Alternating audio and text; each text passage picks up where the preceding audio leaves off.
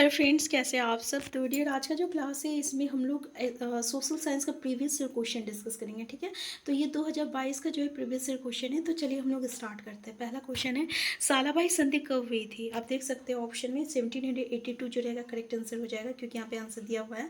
तो answer B जो है करेक्ट आंसर हो जाएगा। याद रखिएगा, सालाबाई संधि जो है 1782 में हुआ था।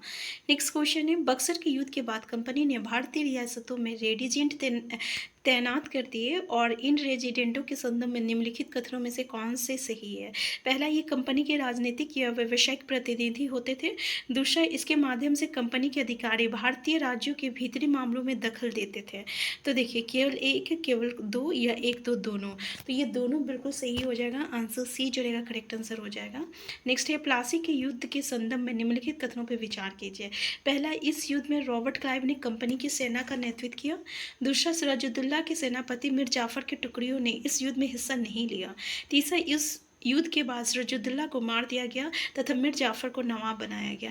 देखिए, पहला, दूसरा, तो दूसरा, तीसरा, या तो हमारा आंसर डी हो जाएगा। हम लोग ये जब चैप्टर डिस्कस पढ़े थे तो उसमें हम लोग ये सारे चीज़ को डिस्कस किए हुए थे, इसलिए हम कहते हैं 6 to 8 की एनसीईआरटी की बुक जो है काफ़ी इंपॉर्टेंट है। यहीं से आपका क्वेश्चन बनता है। तो प्लासी के युद्ध में हम लोग ये देखे थे कि रॉबर्ट क्लाइव जो थे कंपनी का नेतृत्व कर रहे थे कंपनी की सेना का इस युद्ध में, और सिराजुद्दौला के सेनापति जो था मीर जाफर, वो जो है उसको धोखा दे दिया था और फिर युद्ध में वो भाग ही नहीं लिया था, जिसके कारण ये सिराजुद्दौला जो था ना हार गया था। तो फिर इसके बाद जब हार गया तो इसको सिराजुद्दौला को मार दिया गया था और मीर जाफर को जो है फिर से उसका नवाब बना दिया गया था।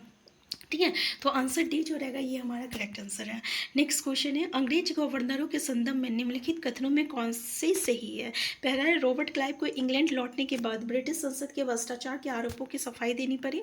दूसरा, वारेन हैस्टिंग्स जब इंग्लैंड लौटा तो उस पर ब्रिटिश संसद में महाभियोग का मुकदमा चला। तीसरा, भारत में लॉर्ड हेस्टिंग्स के नेतृत्व में सर्वोच्चता की एक नई नीति शुरू की गई। तो इसमें से क्या क्या सही है। पहला, दूसरा ऑप्शन, दूसरा, तीसरा, या पहला। तो देखिए, हम लोग ये सब देखे थे पढ़े थे एनसीईआरटी के चैप्टर में। ठीक है, जिसमें हम लोग देखे थे वारेन हेस्टिंग्स जब इंग्लैंड लौटा तो उस पर महाभियोग का जो है मुकदमा चला था, और रॉबर्ट क्लाइव भी जब इंग्लैंड लौटे थे तो उसे जो है संसद में भ्रष्टाचार के आरोपों की सफाई देनी पड़ी थी। और ये भारत में जो लॉर्ड हेस्टिंग्स के नेतृत्व में जो है सर्वोच्चता की नई नीति जो है शुरू की गई थी। तो हमारा आंसर क्या हो जाएगा, आंसर डी। ये तीनों स्टेटमेंट बिल्कुल सही है। नेक्स्ट है, लॉर्ड डलहौजी की विलय नीति के संदर्भ में निम्नलिखित कथनों पर विचार कीजिए। पहला, इस नीति के अंतर्गत किसी शासक जिसका कोई पुरुष वारिस नहीं है की मृत्यु होने पर उसकी रियासत कंपनी के भूभाग का हिस्सा बन जाती थी। दूसरा, इस सिद्धांत के आधार पर सबसे पहले अवध का विलय किया गया था। पहला, दूसरा, या पहला या दूसरा, दोनों सही है। तो देखिए, ये हमारा पहला स्टेटमेंट बिल्कुल सही है, कि बिल्कुल सही बात था कि विलय नीति मतलब में क्या हुआ था ना कि लॉर्ड डलहौजी के विलय नीति में ऐसा राजा, ठीक है, जिसका कोई वारिस नहीं था, तो उसकी जितनी भी रियासत है उसके मरने के बाद वो जो है किसके पास चला जाता था, कंपनी के पास चला जाता था। ठीक है, तो आंसर हमारा जो है पहला जो है बिल्कुल स्टेटमेंट सही है। तो आंसर A1 जो रहेगा करेक्ट आंसर हो जाएगा। नेक्स्ट है, ईस्ट इंडिया कंपनी के संदर्भ में निम्नलिखित कथनों पर विचार कीजिए। पहला, कंपनी ने मुगल अफसरों को रिश्वत देकर कलकत्ता गांव की जमींदारी खरीदी थी जो बाद में कलकत्ता बना। दूसरा, कंपनी ने मुगल बादशाह औरंगजेब से फरमान प्राप्त किया जिसके अनुसार वो और कंपनी के अफसर जो निजी तौर पर व्यापार चलाते थे दोनों बिना शुल्क चुकाए व्यापार कर सकते थे। पहला सही है, दूसरा सही है, पहला दूसरा दोनों सही है। तो देखिए, इसमें क्या है कि मुगल कंपनी ने मुगल बादशाह औरंगजेब के फरमान प्राप्त किया जिसके अनुसार वो और कंपनी के अफसर जो निजी तौर पर व्यापार चलाते थे दोनों बिना शुल्क चुकाए व्यापार कर सकते थे। ये स्टेटमेंट गलत है। ठीक है, और ये स्टेटमेंट बिल्कुल सही था कि कंपनी ने मुगल अफसरों को रिश्वत देकर कलकत्ता गांव को जमींदारी खरीदी थी और बाद में उसका क्या नाम दे दिया था, कलकत्ता दे दिया था। ठीक है, तो पहला जो रहेगा करेक्ट आंसर हो जाएगा। आंसर ए जो रहे हमारा करेक्ट आंसर है। नेक्स्ट है, आंग्ल मैसूर युद्धों के संदर्भ में निम्नलिखित कथनों में से कौन सा सही है। पहला, मैसूर तथा और अंग्रेजों के बीच 4 युद्ध हुआ था, और तीसरे आंग्ल मैसूर युद्ध में हुई संधि के अनुसार टीपू के 2 बेटों को अंग्रेजों ने बंधक के रूप में अपने पास रख लिया था। नेक्स्ट है, चौथे, आंग्ल मैसूर युद्ध के बाद मैसूर का राज्यकाज पुराने वेडियार राजवंश के हाथों में सौंप दिया था। तो पहला सही है, दूसरा सही है।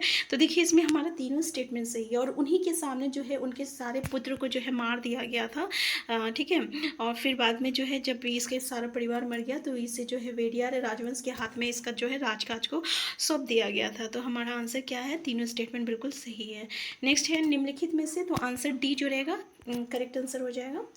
नेक्स्ट है निम्नलिखित में से कौन कित्तूर वर्तमान कर्नाटक में अंग्रेज विरोधी आंदोलन के नेतृत्व से संबंधित है। पहला ऑप्शन है रानी चेतमा, दूसरा है रायत्रा और तीसरा है दोनों। तो हमारा आंसर सी हो जाएगा। दोनों है, रानी चेतमा भी है और रायत्रा भी है। नेक्स्ट है 17वीं शताब्दी के प्रथमार्ध के संदर्भ में निम्नलिखित कथनों पर विचार कीजिए। पहला, ईस्ट इंडिया कंपनी को पूरब से व्यापार करने का एक अधिकार प्राप्त था। दूसरा, भारत की बने बारीक सूती कपड़े और रेशम की यूरोप के बाजारों में बहुत अधिक मांग थी। तीसरा, इस समय तक पुर्तगाली भारत के पश्चिमी तट पर अपनी उपस्थिति दर्ज करा चुके थे। क्या सही है, पहला सही है, दूसरा तीसरा सही है या दूसरा तीसरा सही है। तो इसमें हमारा तीनों स्टेटमेंट बिल्कुल सही है कि ईस्ट इंडिया कंपनी को पूरब से व्यापार करने का एक अधिकार प्राप्त था और भारत के बने बारीक सूती कपड़े और रेशम की यूरोप की बाजारों में बहुत अधिक मांग थी और इस समय तक पुर्तगाली जो है भारत के पश्चिमी तट पर अपनी उपस्थिति दर्ज जो है करा चुके थे। तो आंसर डी जो रहेगा करेक्ट आंसर हो जाएगा। तीनों स्टेटमेंट सही है हमारा। नेक्स्ट है गवर्नर जनरल वारेन हेस्टिंग्स के काल में हुए प्रशासनिक सुधारों के संदर्भ में निम्नलिखित कथनों पर विचार कीजिए। पहला है वारेन हेस्टिंग्स ने प्रत्येक जिले में एक फौजदारी तथा एक दीवानी अदालतों की स्थापना की।